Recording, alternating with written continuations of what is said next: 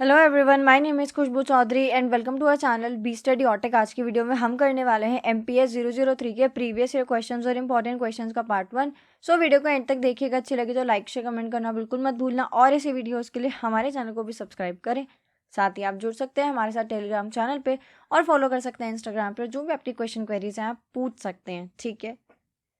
Video को शुरू करने से पहले एक बहुत इंपॉर्टेंट चीज़, जैसा कि जो बच्चे जानते हैं वो ठीक है, जो नहीं जानते हैं उनके लिए ये मैसेज है कि हम ये जो क्वेश्चन की PYQ की वीडियो कर रहे हैं, इसमें हम कर रहे हैं पिछले 7 साल के यानी कि 7 ईयर के जो आपकी PYQs हैं, प्रीवियस ईयर क्वेश्चंस हैं उनको, प्लस हमने उनको यूनिट वाइज डिवाइड कर दिया और भी इंपॉर्टेंट क्वेश्चन जो एग्जाम में आ सकते हैं उनको ऐड कर दिया है।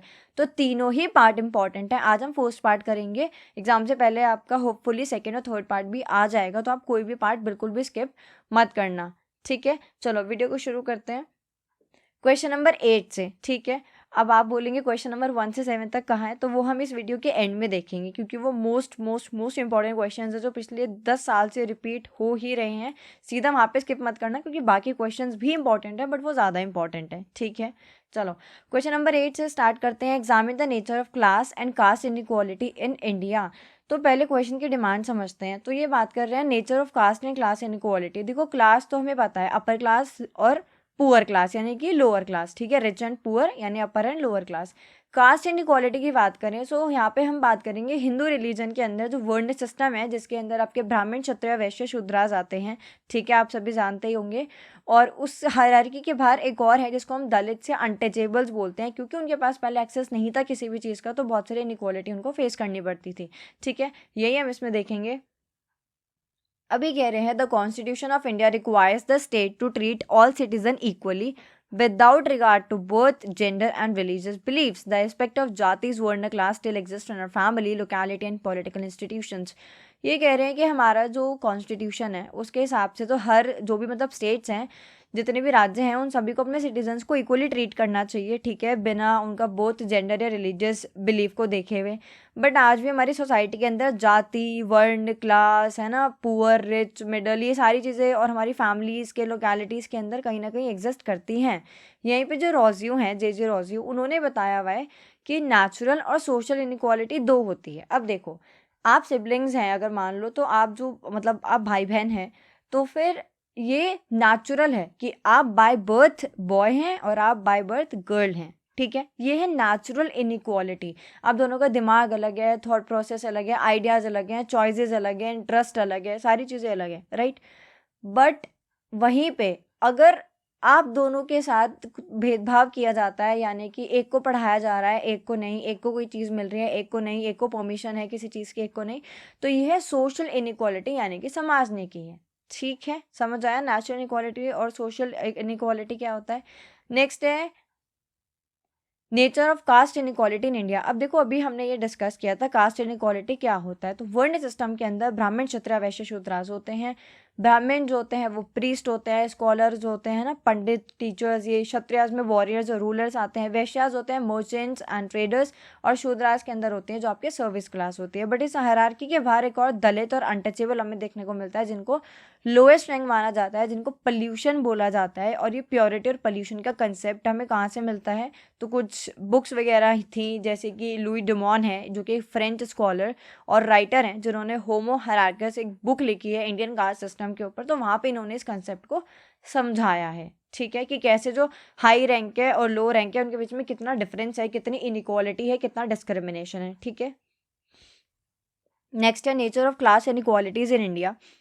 It means some people have more money, power and resource than others. Society is divided into rich, middle and poor classes. ये कह रहे हैं कि देखो, हमारे समाज के अंदर रिच वर्ग है, एक सेक्शन है, ठीक है, एक मिडल सेक्शन है और एक पुअर सेक्शन है। अब इन सभी में से कुछ ऐसे हैं जिनके पास बहुत मनी है, बहुत पावर है, बहुत रिसोर्सेज है, और बाकी के पास कुछ भी नहीं है। क्या रीज़न है, क्या कारण है क्लास इनइक्वालिटी के? पहला है unequal access to education and jobs, और नेक्स्ट है low wages for many workers. अब देखो क्या होता है कि मान लो कि कोई एक फैमिली में पुअर है, राइट, तो उनके पास ना एक्सेस नहीं है, या वो अफोर्ड नहीं कर सकते कि वो अपने बच्चे को पढ़ा सकें आगे, जिससे उनका बच्चा पढ़े, कुछ कमाए, कुछ स्किल वगैरह सीखे, नॉलेज गेन करे, फिर वो आगे जाके अच्छा अर्न करे और अपनी फैमिली को अपलिफ्ट करे। तो यही कारण एक है कि जो एक पुअर फैमिली है ना, वो अपने बच्चों को शायद वो चीज़ें नहीं दे पाती है जिससे कि उनकी फैमिली आगे बढ़ सके। तो इसलिए बोला जाता है कि पुअर पुअर होते जा रहे हैं, रिच और रिच क्यों होते जा रहे हैं, क्योंकि मान लो कोई एक रिच पर्सन है तो उन्होंने या उसने अपने बच्चे को इतनी एजुकेशन, इतनी नॉलेज दिलवा दी है, इतनी स्किल्स उस बच्चे ने सीख ली है कि वो आगे जाके अब और ज़्यादा नई नई चीज़ें कर सकता है। फॉर एग्जाम्पल किसी का फैमिली बिजनेस चल रहा है, तो जितना पुराने टाइम के लोगों ने करा है, अब आने वाली जनरेशन उसको उसका 4 गुना ज़्यादा बेनिफिट निकाल के देगी, है ना, नई नई चीज़ों की जानकारी और सारी चीज़ें। तो ये भी एक कारण है क्लास इनइक्वालिटी का, कि inheritance of wealth by rich families. ठीक है, अब इफेक्ट क्या है क्लास इनइक्वालिटी का? तो यहाँ पे जो पुअर पीपल हैं उनको बहुत स्ट्रगल करना पड़ता है to get good food, health care and education. वहीं पे जो रिच पीपल है वो एंजॉय करते हैं बेटर लिविंग कंडीशंस को और ज़्यादा अपॉर्चुनिटीज़ को। अभी जो गैप है बिटवीन रिच एंड पुअर, अब ये जो है बढ़ता ही जा रहा है। क्यों बढ़ता जा रहा है वो अभी मैंने आपको बताया। ठीक है, नेक्स्ट है अर्बन वर्सेस रूरल। अब यहाँ पे जो सिटीज़ है वहाँ पे ज़्यादा जॉब्स है, ज़्यादा फैसिलिटीज़ है, वहीं पे जो विलेजेस है वहाँ पे बेसिक सर्विसेज भी नहीं है। तो यही कारण है that many rural people are poor farmers और labourers. Next education and employment, यानी कि रिच फैमिलीज है they can afford good school and private tutors. वहीं पे जो पुअर चिल्ड्रंस हैं उनको जल्दी ड्रॉप आउट करा लिया जाता है स्कूल से, जिससे कि वो अपनी फैमिली को सपोर्ट कर सके। आपने देखा होगा छोटे छोटे बच्चे जो होते हैं कुछ कुछ रोड साइड बैठ के कॉपी पेन लेके मतलब पढ़ भी रहे होते हैं और कुछ सामान भी बेच रहे होते हैं फैमिली के साथ, है ना। नेक्स्ट है good jobs often go to people with higher education. अब वही वाली चीज़ है ना कि जो रिच फैमिली वाला बच्चा है वो उसको अच्छा स्कूल भी मिला है, अच्छी नॉलेज मिली है, सारी चीज़ें बढ़िया हैं, तो फिर आगे जाके हायर एजुकेशन से अच्छी उसको जॉब भी मिलेगी। पुअर फैमिली का बच्चा जिसने फैमिली के साथ काम करने के लिए इतने पहले ही काम छोड़ दिया और सारी चीज़ें, उसको कैसे आगे जाके अच्छी जॉब और ये सब मिलेगा, है ना। नेक्स्ट है government efforts.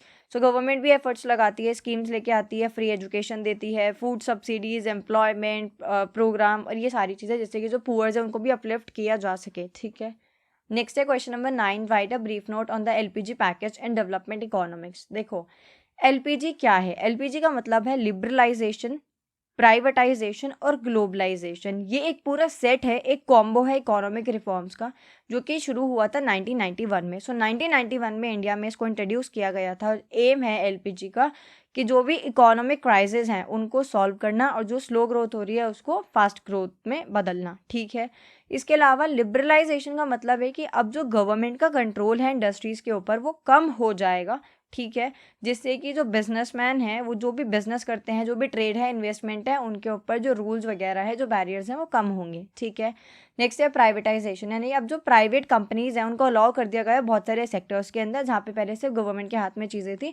So some government enterprise were sold और डिसइन्वेस्टेड, यानी कि अब यहाँ पे जो गवर्नमेंट इन्वेस्ट कर रही थी या जो भी एंटरप्राइजेस गवर्नमेंट के कंट्रोल में सारी चीज़ें थी, अब मोस्टली वो प्राइवेट कंपनीज को दे दी गई। ठीक है, ग्लोबलाइजेशन हम सब जानते हैं कि इंडिया ने अपनी 1991 में इकोनॉमी को ओपन किया था टू द होल वर्ल्ड। ठीक है, वर्ल्ड मार्केट के लिए, होल मतलब अगेन कुछ कंट्रीज थी। So encourage foreign trade and foreign investment, जिससे कि हम अट्रैक्ट कर सके फॉरेन ट्रेड और फॉरेन इन्वेस्टमेंट को। मेन ऑब्जेक्टिव थे एलपीजी के कि इकोनॉमिक ग्रोथ इंक्रीज होगी, कंपटीशन बढ़ेगा, कंपटीशन बढ़ेगा तो ज़्यादा चॉइस हमें मिलेगी और बेटर क्वालिटी प्रोडक्ट्स और गुड सर्विसेज भी हमें मिलेंगे। ठीक है, क्योंकि जब कंपटीशन होता है तो हर कोई चाहता है कि वो आपको अपना बेस्ट से बेस्ट करके दे, कोई भी चीज़ हो, गुड्स हो चाहे सर्विसेज हो। ठीक है, नेक्स्ट है attract foreign capital and technology, जैसे कि जो बाहर के देश हैं वो हमारी कंट्री में आके इन्वेस्ट करें, बाहर के जो कंट्रीज़ है वो यहाँ पे नई टेक्नोलॉजी लेके आए और यहाँ पे आके इन्वेस्ट करें। ठीक है, पॉजिटिव इफेक्ट्स क्या थे एलपीजी के? पहला, फास्टर इकोनॉमिक ग्रोथ, यानी इकोनॉमिक ग्रोथ बढ़ी। ठीक है, नेक्स्ट है ज़्यादा चॉइसेस मिले, बेटर क्वालिटी गुड्स मिले, और तीसरा है सर्विस सेक्टर के अंदर काफ़ी ग्रोथ देखने को मिली।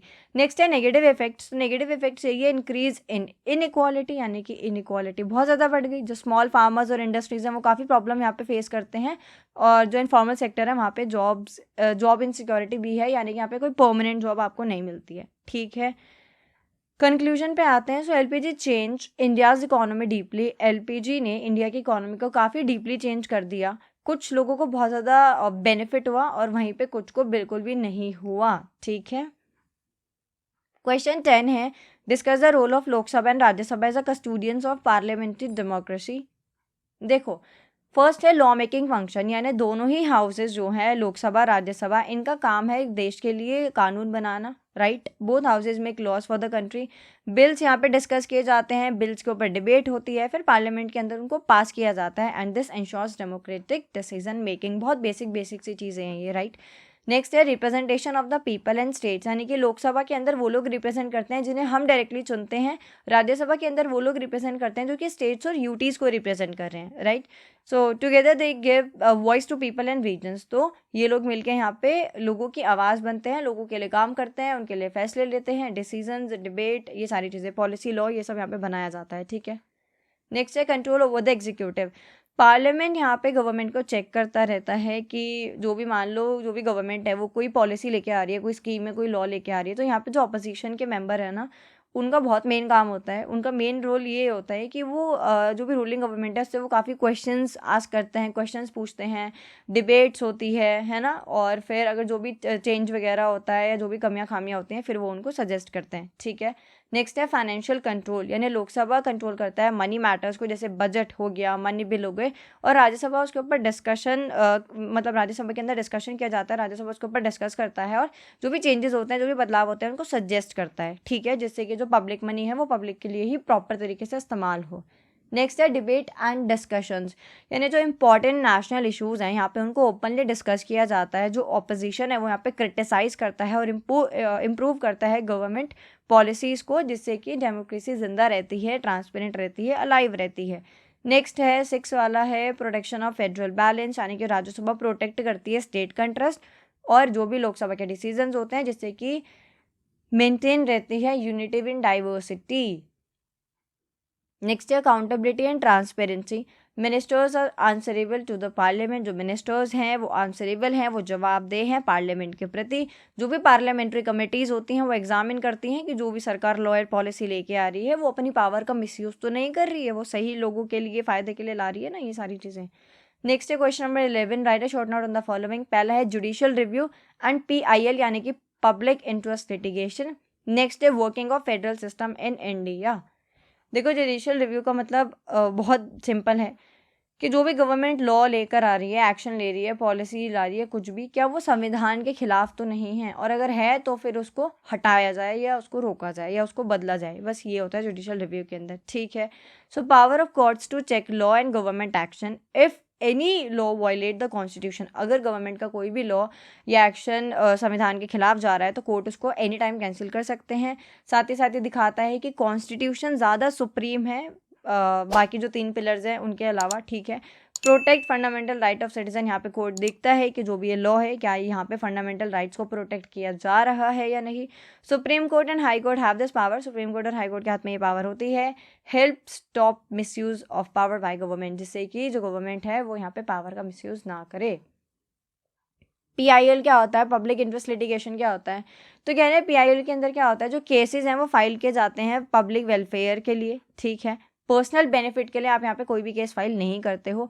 कोई भी जो सिटीजन है और ग्रुप है यहाँ पे वो PIL फाइल कर सकता है, जहाँ पे आप पुअर लोगों को हेल्प करते हो, जो वीक हैं, जो मार्जिनलाइज्ड पीपल हैं, आप उनको यहाँ पे हेल्प करते हो, यानी कि आप उनके बिहाफ पे PIL यहाँ पे करते हो। फॉर एग्जाम्पल एनवायरमेंट, तो कोई भी अगर कहीं पे पेड़ कट रहे हैं तो वो पेड़ खुद से जाके नहीं बोल सकते कोर्ट के अंदर खड़े होके कि भाई हमें बचा लो, तो वहाँ पे ऐसे लोग जो एनवायरनमेंट के प्रति थोड़े, आप बोल सकते हो कि ऐसे इमोशनल होते हैं, इमोशनल भी क्या मतलब, जिनको अपना पर्यावरण बचाना है, एनवायरनमेंट बचाना है, वो लोग यहाँ पे इसको फाइल करते हैं। इसके अलावा ह्यूमन राइट्स और करप्शन के खिलाफ भी आप इसको फाइल कर सकते हो, ठीक है।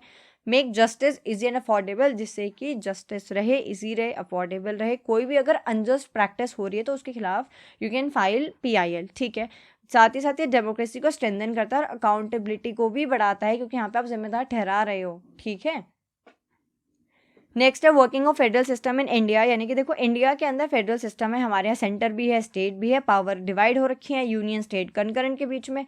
जो यूनियन लिस्ट है वो सेंटर के काम है, जो स्टेट लिस्ट है वो स्टेट के काम है, कंकरेंट लिस्ट में दोनों मिलकर काम करते हैं। सेंटर ज़्यादा स्ट्रॉन्ग है, बट स्टेट के पास भी अपनी गवर्नमेंट, अपनी पावर, अपने काम काज, सारी चीज़ें मेंशन की गई हैं, ठीक है। कॉन्स्टिट्यूशन लेकिन अगेन सबसे सुप्रीम अथॉरिटी है, कॉन्स्टिट्यूशन से ऊपर कोई भी नहीं है, और इंडिपेंडेंट जुडिशरी यहाँ पे सेटल करती है सेंटर स्टेट का कोई अगर डिस्प्यूट हो जाता है। फॉर एग्जांपल कंकरेंट लिस्ट है मान लो, या UT सॉरी यूनियन लिस्ट और स्टेट लिस्ट, जब इनके बीच में आपस में कोई क्लैश डिस्प्यूट या कुछ भी होता है तो वहाँ पे जो जुडिशरी है वो अपना रोल प्ले करती है, ठीक है। यहाँ तक कि इमरजेंसीज के टाइम पे भी जो सेंटर है उसके हाथ में ज़्यादा पावर रहती है, स्टेट के हाथ में नहीं होती है, ठीक है। क्वेश्चन 12 है, examine the relationship between executive and judiciary in India. देखो एग्जीक्यूटिव और जुडिशरी का क्या रिश्ता है, तो पहला सेपरेट बट इंटरकनेक्टेड, यानी एग्जीक्यूटिव इम्प्लीमेंट्स लॉ और जुडिशरी उसको इंटरप्रेट करता है। दोनों ही इंडिपेंडेंट तरीके से काम करते हैं बट कहीं ना कहीं एक दूसरे के ऊपर डिपेंड भी हैं। जुडिशियल रिव्यू अभी हम पढ़ के आए हैं। So courts can check actions of the executive. If executive action violates the constitution, courts can declare it invalid. This prevents misuse of power, ठीक है। नेक्स्ट है अपॉइंटमेंट ऑफ जजेस, यानी जो जजेस हैं they are appointed by the executive but the judiciary plays a major role, ठीक है। In short judicial independence. इसमें देखो इतना कुछ समझाने वाली चीज़ नहीं है क्योंकि बहुत बेसिक और बहुत ही डायरेक्ट चीज़ें लिखी हुई हैं, ठीक है। Executive bound by court decision, यानी जो एग्जीक्यूटिव हैं वो कोर्ट के ऑर्डर को फॉलो करते हैं, कोर्ट को डिसओबे वो नहीं करते हैं। एडवाइजरी रोल ऑफ जुडिशरी, यानी जो प्रेसिडेंट हैं, जो एग्जीक्यूटिव हेड होते हैं, वो सुप्रीम कोर्ट से जो भी कॉन्स्टिट्यूशनल मैटर्स होते हैं, इंपॉर्टेंट कॉन्स्टिट्यूशनल मैटर्स, उनके ऊपर वो जो प्रेसिडेंट है वो सुप्रीम कोर्ट से एडवाइस ले सकते हैं, ठीक है। नेक्स्ट है चेक्स एंड बैलेंसेस, यानी एग्जीक्यूटिव जो है वो लॉ और पॉलिसी बनाते हैं, जुडिशरी देखती है कि वो संविधान के साथ है, फेयर है और फंडामेंटल राइट्स को तो वायलेट नहीं कर रही और सरकार अपने पावर का मिसयूज तो नहीं कर रही, जिससे कि बैलेंस ऑफ पावर मेंटेन रहता है। नेक्स्ट है कॉन्फ्लिक्ट्स एंड कोऑपरेशन, यानी कभी कभी कॉन्फ्लिक्ट हो जाता है अपॉइंटमेंट को लेके या फिर पावर्स को लेके, बट गुड गवर्नेंस के लिए दोनों यहाँ पे कॉपरेट कर लेते हैं। कंक्लूजन पे आते हैं। So executive and judiciary are independent but complementary, their balance relationship protects democracy and constitution. Next है question number 13, discuss the role of bureaucracy and its relationship with executive and legislature. देखो bureaucracy का काम होता है policy को implement करना, policy को बनाना किसका काम है, अभी हम पढ़ के आए हैं, है ना। पॉलिसी को इम्प्लीमेंट करना किसका काम है, ब्यूरोक्रेसी का। तो जो ब्यूरोक्रेसी है होती है इसका काम होता है गवर्नमेंट पॉलिसीज़ और लॉज को जो भी सरकार लेके आ रही है उसको इम्प्लीमेंट करना, ठीक है, यानी कि ग्राउंड पे एक्शन लेना। जो सरकार है उसने सिर्फ फाइलों में एक्शन लिया है बट ग्राउंड पे उसको एक्चुअल रियलिटी में कौन बदल रहा है, ब्यूरोक्रेसी बदल रही है, ठीक है। एडमिनिस्ट्रेशन एंड मैनेजमेंट, यानी कि जो भी डेली बेसिस पे काम होता है, revenue, law and order, welfare scheme, ये सारी चीज़ें ब्यूरोक्रेसी के अंदर आती हैं। एडवाइजरी रोल, यानी कि ये मिनिस्टर्स को एक्सपर्ट एडवाइस भी देते हैं और पॉलिसी मेकिंग और प्लानिंग में भी हेल्प करते हैं, ठीक है। Rule implementation, enforce rule regulation Fairlie and uniformly, maintain discipline order को बना के रखते हैं, जो हम देखते हैं अपने IAS IPS और IRS इन सबको। नेक्स्ट है पब्लिक सर्विस डिलीवरी, यानी कि health services, pension, education, transport, ये सब भी ब्यूरोक्रेसी के अंदर आता है। बेसिकली गवर्नमेंट और पीपल के बीच का एक लिंक है, एक ब्रिज है ब्यूरोक्रेसी, ठीक है। सारे रिकॉर्ड्स भी इनके पास रहते हैं। फॉर एग्जाम्पल कोई सरकार ऐसे स्कीम लेके आ रही है एक पर्टिकुलर एरिया के लिए, तो वहाँ पे बॉयज़ ज़्यादा है, गर्ल ज़्यादा है, मतलब जेंडर का कितना रेशो है, या फिर वहाँ पढ़े लिखे लोग कितने हैं, लिटरेसी का कितना रेशो है, किस रिलीजन के ज़्यादा लोग हैं, क्या ऑक्यूपेशन है, क्या एज है, ये सारी चीज़ें जो भी डाटा होता है ना, है ना, बहुत डिटेल में तो नहीं बट जो बेसिक जो डाटा होता है कि अच्छा इस एरिया के अंदर ये वाले जो रिलीजन है या ये वाली जो कास्ट है वो मेजॉरिटी में है, तो ये सारी चीज़ें भी आप इनके जो ऑफिसेज होते हैं वहाँ पे हमको मिलेगा, जो कि सरकार को अगेन हेल्प करता है कोई भी स्कीम लाने के अंदर, ठीक है। नेक्स्ट है ब्यूरोक्रेसी एंड एग्जीक्यूटिव। सो जो ब्यूरोक्रेसी है वो मिनिस्टर्स के अंडर में काम करती है, मिनिस्टर डिसीजन लेते हैं और ब्यूरोक्रेट्स उनको एग्जीक्यूट करते हैं। परमानेंट वर्सेस पॉलिटिकल, जो मिनिस्टर्स है वो बदलते रहते हैं, सरकार बदलती रहती है, ब्यूरोक्रेसी परमानेंट है, हाथ से ट्रांसफर हो जाएगा, बाकी ये परमानेंट रहते हैं, ठीक है, जिससे स्टेबिलिटी और कॉन्टिन्यूटी बनी रहती है। नेक्स्ट है सपोर्ट एंड एडवाइस, यानी जो ब्यूरोक्रेट्स हैं वो मिनिस्टर्स को एडवाइस करते हैं टेक्निकल मैटर्स के ऊपर, जिससे कि और अच्छे से फंक्शन किया जा सके, ठीक है। अकाउंटेबिलिटी, यानी कि जो ब्यूरोक्रेसी है वो आंसरेबल है टू द एग्जीक्यूटिव और उनको लॉफुल ऑर्डर्स को फॉलो करना पड़ता है, ठीक है। नेक्स्ट है responsible to legislature. Bureaucracy is indirectly accountable to the parliament, works in the name of elected government. अब बीजेपी की सरकार है तो वो जो भी फैसला ले रही है, लॉज लेके आ रही है, स्कीम लेके आ रही है, पॉलिसी बना रही है, तो जो भी हमारे ब्यूरोक्रेट्स हैं वो उसी के अंडर में तो काम करेंगे, उन्हीं स्कीम्स को आगे लेके जाएंगे ग्राउंड लेवल पे, उनको रियलिटी में बदलेंगे, ठीक है। तो ये कह रहे डायरेक्टली इनडायरेक्टली पार्लियामेंट के अंडर में ही ये काम करते हैं, या फिर अंडर में काम करना कह लो या फिर अकाउंटेबल कह लो, ठीक है। नेक्स्ट है parliamentary control. Legislature control bureaucracy through questions, committees and debates. Next है कमेटी सिस्टम। तो जो पार्लियामेंट्री कमेटीज़ होती हैं मतलब जो कमेटी सिस्टम है इसमें क्या होता है, जो पार्लियामेंट्री कमेटीज़ होती हैं वो एग्जामिन करती हैं कि एडमिनिस्ट्रेशन को कि काम ढंग से हो रहा है नहीं हो रहा है, कितना स्पेंड किया जा रहा है, या जो भी इंफॉर्मेशन रिपोर्ट्स हैं, ये सारी चीज़ें मतलब चेक्स एंड बैलेंस वाली चीज़ें है ना। और फाइनेंशियल अकाउंटेबिलिटी में है कि लेजिस्लेचर चेक करता है जो भी पब्लिक मनी है उसको क्या यूज़ हो रहा है ना।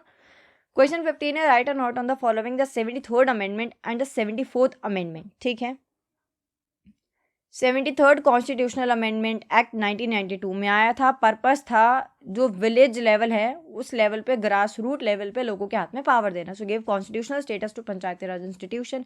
यहाँ पे आप स्ट्रेंथन करते हो रूरल लोकल सेल्फ गवर्नमेंट को। 3 tier सिस्टम होता है। सबसे पहले आपकी ग्राम पंचायत है, फिर पंचायत समिति है, फिर जिला परिषद है। ठीक है, और ज़्यादा यहाँ पे जो गवर्नेंस है उसको सिस्टमैटिक बनाया गया है। राइट, बहुत सारी कमेटीज़ इसके ऊपर बैठी थी, काफ़ी सारी चीज़ें हैं, नेक्स्ट क्वेश्चन में देखेंगे। तो यहाँ पे रेगुलर इलेक्शंस होते हैं, यानी कि हर 5 साल में यहाँ पे इलेक्शंस होते हैं। स्टेट इलेक्शन कमीशन कंडक्ट कराता है इलेक्शन। SC ST विमेंस को 33% जो सीट्स हैं उनके लिए रिजर्व कर दी गई हैं, जिससे कि जो वीकर सेक्शन है वो भी इसमें पार्टिसिपेट कर सके। पावर और फंक्शन की बात करें तो पंचायत हैंडल करती है जो भी विलेज लेवल पे, लोकल लेवल पे डेवलपमेंट का काम होता है। 11 शेड्यूल के अंदर चीज़ें दी हुई हैं जो भी इनके सब्जेक्ट्स होते हैं। इसके अलावा ग्रास रूट डेमोक्रेसी को ये प्रमोट करता है, साथ ही साथ empowered rural people in decision making. ठीक है, नेक्स्ट है 74th कॉन्स्टिट्यूशनल अमेंडमेंट एक्ट 1992 में आया था। इसका पर्पस था कॉन्स्टिट्यूशनल स्टेटस देना अर्बन लोकल बॉडीज़ को, साथ ही ये अर्बन सेल्फ गवर्नमेंट को भी स्ट्रेंथन करते हैं। अब अलग अलग नाम से इनको जाना जाता है, जो दिल्ली में इनको MCD बोल देते हैं, है ना। इसके अलावा म्यूनसिपल कॉर्पोरेशन, म्यूनसिपल काउंसिल, नगर पंचायत, ये सारी। ठीक है, इसके भी रेगुलर इलेक्शंस होते हैं हर 5 साल में। स्टेट इलेक्शन कमीशन करवाता है इलेक्शंस। SC ST वुमेन्स के लिए 33% जो सीट्स हैं वो रिजर्व हैं। पावर फंक्शन की बात करें तो हमने अभी देखा है 73rd जो अमेंडमेंट था जो पंचायत से रिलेटेड है उसमें 11th शेड्यूल है, तो यहाँ पे 12th शेड्यूल है। ठीक है, बहुत सारी सिटीज़ के अंदर हमें ये देखने को मिलते हैं कि MCD और ये काउंसिल्स और ये सब काम कर रहे हैं। ठीक है, लास्ट क्वेश्चन है question number 15, examine the panchayati raj system and democratic decentralisation. ये वही है जो अभी हमने किया है। ठीक है, फर्स्ट वाला 73rd वाला, बट ये इस तरीके से भी पूछ लिया जाता है। सो ये कह रहे हैं पंचायती राज का मतलब क्या है। देखो, पहले के टाइम पे क्या था कि जब सेंटर के हाथ में सारी चीज़ें थी, स्टेट के हाथ में थी, तो फिर ग्रास रूट लेवल पे काम नहीं हो रहा था। तो फिर बहुत सारी कमेटी बिठाई गई, बट कहीं ना कहीं सारी कमेटी फेल होती चली गई, क्योंकि जो मिनिस्टर्स थे वो बिल्कुल भी अपनी पावर शेयर करना नहीं चाहते थे, और कोई भी क्यों ही अपनी पावर शेयर करना चाहेगा। ठीक है, तो ताकि यहाँ पे ग्रास रूट लेवल पे काम हो तो इसलिए पंचायत बनाई गई। ठीक है, जहाँ पे फैसले लिए जाते हैं, जहाँ पे कामकाज को देखा जाता है। So Panchayati Raj is system of local self government in villages. People manage their own local affairs. It works at the grass root level. For example, अगर किसानों को कोई दिक्कत आ रही है तो फिर आप किसी और के पास नहीं जा सकते कि हमें ये दिक्कत है, आप उसका सोल्यूशन दो, क्योंकि जिसको खेती बाड़ी से रिलेटेड, मिट्टी से रिलेटेड, किस टेम्परेचर में, कौन से सीजन में कौन सी फसल उगाई जाती है, कितना टाइम पीरियड है, क्या कितना पानी धूप चाहिए, जिसको इसका आइडिया ही नहीं है वो आपको क्या ही सजेशन देगा, है ना। तो इसलिए यहाँ पे पंचायती राज काफ़ी इंपॉर्टेंट है। सो 3 tier सिस्टम स्ट्रक्चर है इसमें। विलेज लेवल पे ग्राम पंचायत, ब्लॉक लेवल पे पंचायत समिति, डिस्ट्रिक्ट लेवल पे जिला परिषद हमें देखने को मिलता है, जिससे कि हर लेवल पे अच्छे से काम किया जा सके। डेमोक्रेटिक डिसेंट्रलाइजेशन, देखो डिसेंट्रलाइजेशन का मतलब है पावर का बंटवारा। डी एक नेगेटिव सफिक्स आता है, ठीक है, जो कि डिवीजन को दिखाता है, बेसिकली नेगेटिव नहीं है। सो सेंट्रलाइजेशन का मतलब होता है जब पावर एक सेंट्रलाइज्ड है। तो डिसेंट्रलाइजेशन यानी कि यहाँ पे पावर को लोकल बॉडीज़ के साथ शेयर किया जाता है, सिर्फ स्टेट या सेंटर तक पावर नहीं सीमित रहती है। जो डिसीजंस है उनको लिया जाता है, जिससे कि लोग जो हैं उन तक जो काम है वो पहुंचाया जा सके। ठीक है, और लोगों का पार्टिसिपेशन भी यहाँ पे बढ़ता है, क्योंकि हर कोई व्यक्ति जो 18 से ऊपर का है वो ग्राम सभा का मेंबर होता है। Right, 73rd constitutional amendment act में हमें चीज़ें देखने को मिलती हैं कि यहाँ पे कॉन्स्टिट्यूशनल स्टेटस दिया गया है पंचायत को। रेगुलर इलेक्शंस होते हैं, SC ST वुमेन्स के लिए सीट्स रिजर्व हैं। ठीक है, फंक्शंस एंड पावर्स की बात करें तो पंचायत काम करती है education, health, sanitation, road, drinking water, ये जितनी भी बेसिक चीज़ें होती हैं इन सब के ऊपर 11 शेड्यूल में मेंशन है इनका जो भी काम है। फाइनेंशियल एम्पावरमेंट की बात करें तो पंचायत को पैसा कहाँ से मिलता है, फंड कहाँ से मिलता है, स्टेट गवर्नमेंट से मिलता है और सेंट्रल गवर्नमेंट की स्कीम से मिलता है। स्टेट फाइनेंस कमीशन ये डिसाइड करता है कि किस तरीके से फंड को शेयर किया जाएगा। ठीक है, सोशल जस्टिस एंड इंक्लूजन, यानी कि अगेन रिजर्वेशन है यहाँ पे SC के लिए, ST के लिए, विमेंस के लिए, जैसे कि जो वीकर सेक्शंस है वो भी यहाँ पे पार्ट ले सके। और गाँव के अंदर हर व्यक्ति 18 साल से जो ऊपर का है वो ग्राम सभा का मेंबर है। वो उसका जेंडर क्या है, उसके रिलीजन क्या है, उसका कास्ट क्या है, वो सब मैटर नहीं करता। ठीक है, सिग्निफिकेंस की बात करें तो ग्रास रूट डेमोक्रेसी को काफ़ी स्ट्रेंथन करता है ये। ठीक है, यहाँ पे गवर्नेंस काफ़ी ट्रांसपेरेंट और अकाउंटेबल हमें दिखती है, साथ ही साथ build political awareness among rural people. Next है प्रॉब्लम क्या आई, तो ट्रेन स्टाफ बिल्कुल नहीं है यहाँ पे। फंड्स की बहुत कमी है, ठीक है। पॉलिटिकल इंटरफेरेंस, अभी जो पॉलिटिकल इंटरफेरेंस है ये बहुत ही मुख्य रीज़न मैं बोलूँ, मेन कारण जो है वो ये है क्योंकि ये काफ़ी पहले ही जो डेमोक्रेटिक डिसेंट्रलाइजेशन है हमें देखने को मिलता। बट क्या हो रहा था पहले के टाइम पे कि लोग एग्री तो हो रहे थे, कमेटीज़ बिठाई जा रही थी, 5 कमेटी बैठी थी टोटल, ठीक है, 5-6। बट क्या हो रहा था कि कोई भी पूरी तरीके से ना अपनी पावर शेयर नहीं कर रहा था। पेपर में कोई चीज़ होना और प्रैक्टिकल रियलिटी में होना, उसमें बहुत डिफरेंस है। तो पॉलिटिकल इंटरफेरेंस जो होती है, जो हायर अथॉरिटी होती है, वो पॉलिटिकल इंटरफेरेंस करती है, जिसकी वजह से जो काम है वो पूरी तरीके से हो नहीं पाता है, right. So uneven power transfer across states. Conclusion पे आते हैं। So Panchayati Raj is the foundation of democracy in India. Democratic decentralisation brings power to the people, more support and autonomy can make it more effective. अब आते हैं हमारे most important question के ऊपर, जो कि पिछले 10 साल से आ रहे हैं। आप क्वेश्चन पेपर खोल के देखना। अब हमने इसको इस वीडियो में क्यों ऐड नहीं करा है, क्योंकि वीडियो ऑलरेडी देखो लंबी हो जाती है और वीडियो बहुत लंबी हो जाती है। बेसिक सी चीज़ें थी, इसलिए मैंने आपको जल्दी जल्दी समझा दी।